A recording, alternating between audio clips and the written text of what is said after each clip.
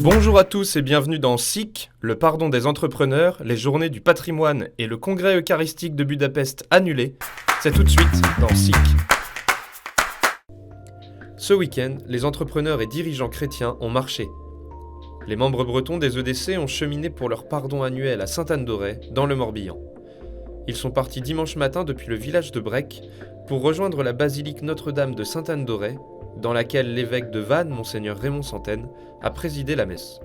Un temps de ressourcement et de prière sur l'itinéraire de Saint-Jacques de Compostelle pour réfléchir ensemble au thème des 4 éléments. Les EDC sont un mouvement œcuménique qui rassemble 3200 chefs d'entreprise et dirigeants dans toute la France et s'appuie sur la pensée sociale chrétienne. Ce pardon spécifique à Sainte-Anne-d'Auray, c'est un lieu où on se retrouve dans une région, donc ça c'est très important. Et puis c'est un pardon, donc le pardon ça se fait debout, on marche et c'est vraiment l'occasion d'être ensemble dans une marche commune vers le Christ. Donc c'est vraiment l'occasion de se centrer au début d'une année et de marcher en gardant les yeux fixés sur le ciel. Ils se réuniront prochainement pour leurs assises nationales du 30 octobre au 1er novembre à Montpellier autour du thème « Entreprenons pour la maison commune ».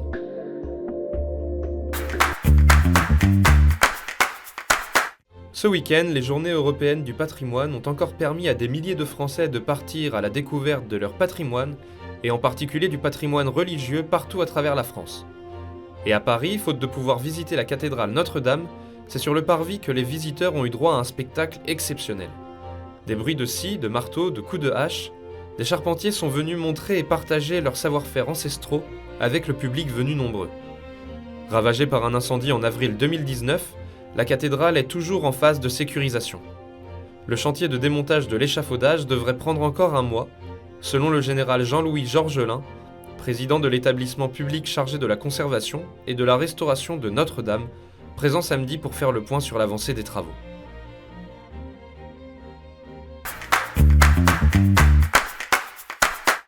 Les conditions sanitaires empêchent de se rassembler. Qu'à cela ne tienne, c'est en ligne que s'est tenu le congrès eucharistique international.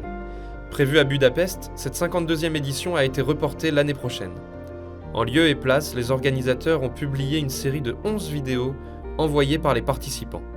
Dans ces messages venus du monde entier, on retrouve le cardinal Louis-Raphaël Ier Sacco, patriarche de Babylone des Chaldéens. Pour nous chrétiens, l'Eucharistie est le centre de la foi et de la vie chrétienne.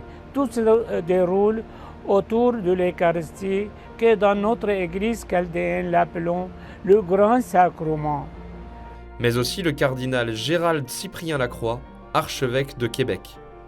C'est Jésus qui a dit aussi à ses disciples, juste avant de retourner auprès de son Père, « Et moi je suis avec vous tous les jours jusqu'à la fin du monde. » L'Eucharistie est cette présence du Seigneur qui fait route avec nous. Au cours des derniers mois, j'ai longuement réfléchi et médité ces mots de Jésus dans l'Évangile. Et c'est d'un grand réconfort de savoir que nous ne sommes pas seuls. Si les conditions sanitaires le permettent, le congrès eucharistique international se déroulera du 5 au 12 septembre 2021 à Budapest.